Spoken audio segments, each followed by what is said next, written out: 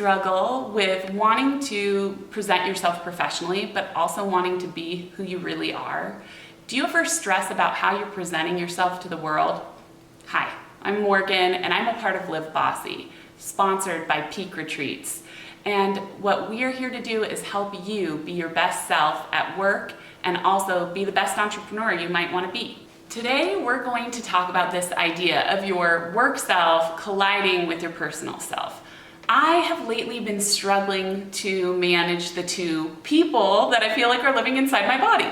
So right now, I wanted to give a really quick example. I don't know if you can see this. We'll hopefully do a zoom in later so you can see it. But I found out, this is one of my favorite sweaters. It is an old, good old boy sweater that I've had for many years. And I found out about that hole after a long work day, and I think it might have been the second time I've worn this sweater with the hole in it. And I found out from my husband saying, in a kind of grossed out way, like, you have a hole in that sweater. And I was like, okay. So I went to drinks tonight with a bunch of colleagues, and in addition, I went through my whole work day with this giant elbow hole in my sweater, and I had no idea. And my first reaction was I was embarrassed. And it's not like I was walking around with my fly down all day, but it was still a little bit embarrassing. So from that, I realized there are these two pieces of myself. I have this professional piece that I really want to present to the world and pretend like I've got it all together. And then there's this other piece that's the authentic self who really doesn't have it all together and tries really hard to have it all together, but she's just going through the world as best as she can.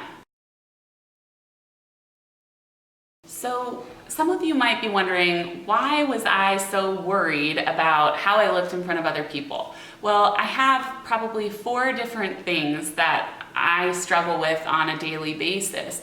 I really want people to think that I have it all together. So as I said before, I really want people to think that I am not the lady with the hole in her sweater, but I am the lady who gets her clothes dry cleaned, and I am the lady who doesn't throw her holy sweaters in with her children's laundry where it mingles with mud and other yucky stuff.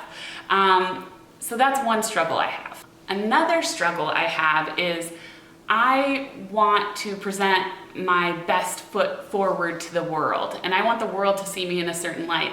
I don't necessarily want the world to see all of my imperfections. Like right now, I have a giant boot on my foot that you can't see because I've masked it, but I broke my foot and I want to look cute and put together for you.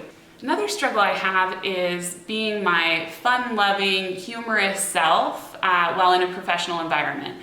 Sometimes my joke doesn't land and people don't like it, or sometimes I might be a little bit too TMI. So where do I draw the line between that and something else? Another struggle I have is between work obligations and home obligations. Being a working parent is hard, and I'm sure many of you can commiserate with that. It's hard to balance or try to balance. I don't know that we ever fully balance these things, but it's really hard to balance my work priorities and then the fun stuff at work, like going to drinks with my holy sweater, or going home and giving my kids hugs and kisses and playing with them in the yard. So there are some real difficult things that I struggle with between how much of that can I bring together and collide versus how much of that do I have to keep separate. And I'm telling you, I'm a little exhausted. So I'm hoping that there might be some of you out there feeling the same way as me, and you might need some tips and tricks to manage this struggle. I think you can be professionally authentic. I think bringing your home life to work is actually beneficial for most people. It helps people understand that you are human, you're not a robot, and that you also have a different life, a life that they don't necessarily get to see. So I think, in addition, there was an article in The Atlantic, and it discussed how parenting feels like it's a secret struggle, and how we might be able, as people with children, but in talking about our children and our parenting lives at work, we might be able to actually change the culture and reform the culture of work.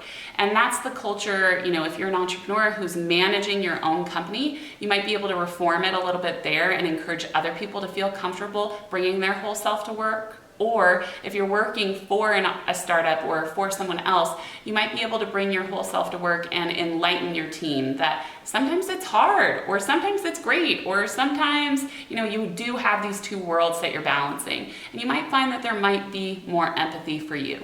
So being more authentic with who you truly are at the workplace, I hope will benefit you as it started to benefit me. I think you should laugh at yourself. I know that when I laugh at myself, it tends to help disarm everybody who might be in a really serious mode. So no matter the mistake I make, whether it's a really large one or it's I tripped on the carpet, I'm going to laugh at it because it helps other people laugh and it helps them understand it's not that big of a deal at the end of the day. No one is going to die at this exact problem at work. So laughing at yourself helps everybody on your team understand that, okay, we can all take a breather, we can all laugh, and we'll be okay at the end of the day. Also, Time Magazine cited a study recently that showcased a whole section about laughing at yourself. And laughing at yourself can improve other people's moods as well as your own. And then in addition, laughter in general helps people lead healthier lives. So at the end of the day, more laughter is good. So be the butt of the joke, and it's okay because your coworkers will love you more for it. So yeah, laugh at yourself and have fun. My final tip for you is dialogue.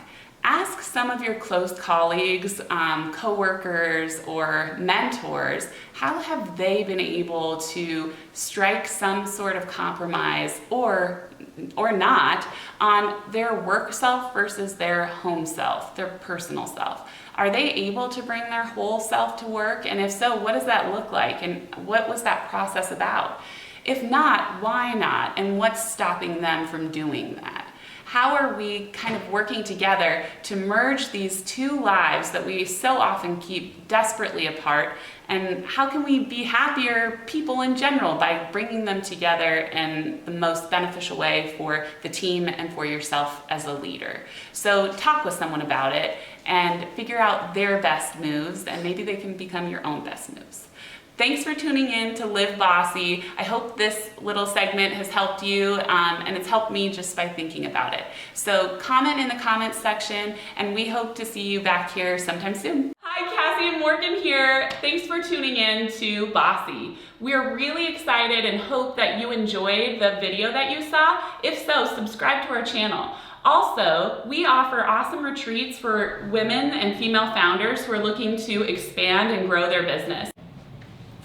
Also, thank you to our partners, Cambium Place at Old Sawmill District, Missoula's newest urban neighborhood where you can live, work, and play.